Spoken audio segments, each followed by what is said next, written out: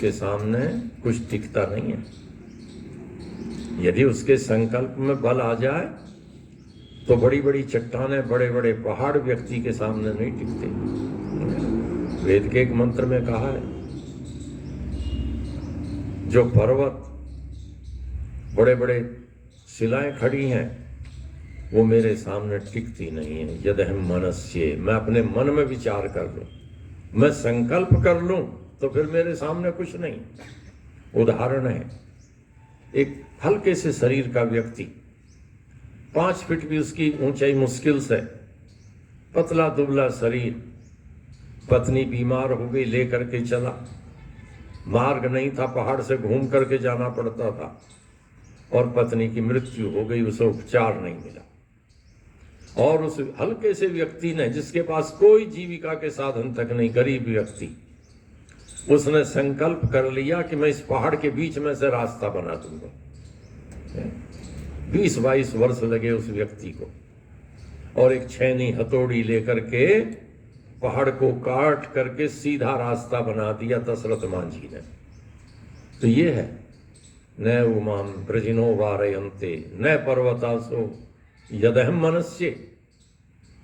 ये जो संकल्प का बल है, ये संकल्प का बल जब व्यक्ति का टिका रहता है तो बड़े बड़े कार्यों को करने में समर्थ हो जाता है। आप देखते हैं कि एक बालक जो बड़ा बुद्धिमान है, बड़ा व्युत्पन्न है, किंतु संकल्प कमजोर है, पढ़ाई में पढ़ने के लिए बैठता है, कुछ मित्र बरगला लेते हैं आकर के, चलो वहां चलते हैं घूमने के लिए, और वो सोचने लगता है कि पढ़ने में क्या लगना है, ये तो एक बार रिवीजन करूंगा, पढ़ूंगा, रिवीजन भी कर जरूरत नहीं पूरे की, पढ़ते ही सब हो जाएगा। किंतु बार बार बार बार वो भटकता रहता, और परिणाम हम देखते हैं कि जो बड़े व्युत्पन्न छात्र हैं वो तो परीक्षाओं में पीछे होते चले जाते हैं, और जो मध्यम स्थिति के छात्र विद्यार्थी हैं, सर्वाधिक सफलताएं वो प्राप्त करते हैं। पूरे जीवन में आप उठा करके देख लीजिएगा, जो मध्यम है वो आगे निकल जाते हैं, बड़े बड़े कंपटीशन पार कर लेते हैं। कोई, अब तो एक बड़ा एग्जाम होने लगा नीट का, पहले CPMT हुआ करती थी, हर राज्य अलग अलग लेते थे। उत्तर प्रदेश जैसे राज्य में 750 सीट थी MBBS की, तो CPMT का एग्जाम होता था। पहला एग्जाम हुआ, दूसरा हुआ, तीसरा हुआ, पार नहीं हुआ, 7वीं बार में MBBS में आया। सोचिए आप, 7वीं बार में, किंतु उसने संकल्प कर लिया कि मुझे MBBS डॉक्टर बनना है, 7वीं बार में आ गए। कितने विद्यार्थी मिलेंगे आपको जो IAS दे रहे हैं? कुछ पहली बार में हार कर चले जाते हैं, कुछ दूसरी बार में, किंतु जो तीसरी बार तक टिके रहते हैं उनमें से बहुतों को सफलता मिलती है, तीसरी बार वालों को भी। तो ये जो संकल्प है, इस संकल्प को शक्ति मिलती है परमेश्वर की उपासना करने से। 2 मिनट 4 मिनट की जब हम उसकी उपासना करते हैं एकाग्र मना हो करके, तो वहां से जो बल प्राप्त होता है, जो प्रेरणा प्राप्त होती है, वो प्रेरणाएं हमारे जीवन की दिशा को निर्धारित कर देते हैं। प्रातःकाल हमने एक संकल्प किया कि मुझे ये करना है, सायंकाल फिर बैठे संकल्प देखा कि दिन में उसके अनुरूप किया भी या नहीं किया। दिन भर जो कुछ भी किया वो उस संकल्प की पूर्ति में सहायक था या उसमें बाधक था। और जब ये लगा कि ये चीजें बाधक थीं, तो फिर संकल्प को दोहराया कि अब नहीं करूंगा। फिर प्रातः का कि रात्रि में तो नहीं हुआ। तो ये जो चक्र चल रहा है, इस चक्र में प्रातः और सायंकाल की उपासना व्यक्ति को इतना बल देती है, इतना धैर्य देती है, इतना संबल देती है कि वो व्यक्ति संकल्प के बल से संपन्न हो जाता है। और ये संकल्प का बल प्राप्त कहां से होगा? जिसके पास बल है। आत्मिक बल कहां से मिलेगा? परमेश्वर को कहा, यह आत्मदा बलदा है। आत्मदा का अर्थ तो सीधा सीधा कोई व्याकरण पढ़ा हो तो क्या करने लगेगा? आत्मानम ददाती थी आत्मदा, जो आत्मा को देने वाला है। तो आत्मा को देने वाला तो क्या आत्माएं बनाता है परमेश्वर, जीवों का निर्माण करता है? नहीं। क्या है? आत्मज्ञान का देने वाला।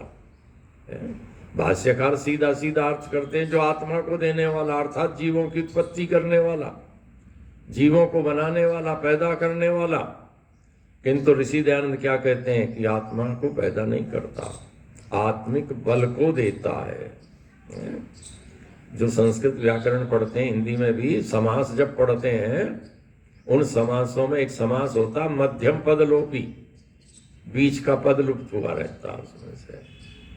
तो आत्मदा जो आत्मिक ज्ञान का देने वाला, तो जो संकल्प का देने वाला वो परमेश्वर है। बाकी सब ज्ञान दे सकते हैं, किंतु संकल्प को सामर्थ्य मिलता है कब? उसकी उपासना करने से, उसकी भक्ति करने से। और भक्ति का प्रकार क्या है? भक्ति का प्रकार है उसके गुणों का स्मरण करना, उसके गुणों का कीर्तन करना। परमेश्वर के जो गुण हैं उन गुणों को अपनी दृष्टि के सामने रखना, अपने विचार का विषय बनाए रखना कि परमेश्वर का गुण क्या है? परमेश्वर सत्स्वरूप है, उसका कोई भी गुण ऐसा नहीं है जिसमें असत का मिश्रण होगा। मनुष्य करता क्या है?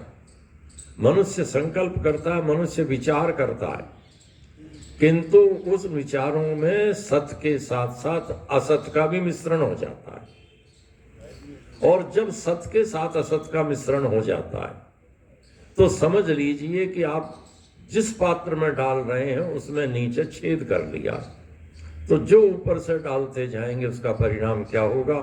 कुछ चीज रुकेंगी और जो उस छिद्र से बारीक होंगी वो नीचे को निकलती रहेंगी। तो इसलिए हमारे जो संकल्पों में असत का मिश्रण होता है, उस असत के मिश्रण को हम रोक सकें, ये भक्ति का परिणाम है, ये भक्ति का फल है। अब केवल व्यक्ति ये कहता रहे कि मेरे अंदर ये अवगुण है, मैं इसे छोड़ दूंगा। जैसे बहुत सारे भक्त कवियों ने कहा है कि मैं ऐसा कैसा हूं, मैं तो अवगुण की खान हूं। किंतु निरंतर अवगुण का ही चिंतन करते रहने से, मैं अवगुण की खान, मैं अवगुण की खान, मेरे अंदर अवगुण। अब अवगुण अवगुण तो हैं, किंतु वैक्यूम तो नहीं रहना, अवगुण तो भर तो रखे हैं। सद्गुण लाओगे तो अवगुण निकलेंगे। और हम ये सोचते रहे कि पहले अवगुणों को निकालेंगे, और जब अवगुणों को निकाल करके बिल्कुल खाली कर लेंगे, फिर धीरे धीरे सद्गुणों का संचय प्रारंभ करेंगे। ऐसा नहीं है। सद्गुण अपनाना प्रारंभ करें अपने जीवन में, सद्विचार अपनाना प्रारंभ करें। हमने एक विचार पकड़ लिया, और क्या विचार पकड़ लिया? कि मैं क्रोध नहीं करूंगा।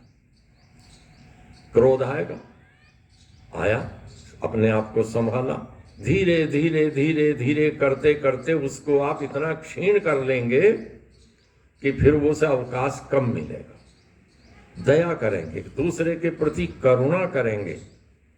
अब ये जो गुण अपने जीवन में अपनाना प्रारंभ कर रहे हैं, तो दूसरे गुण निश्चित रूप से इनसे अभिभूत होते चले जाएंगे।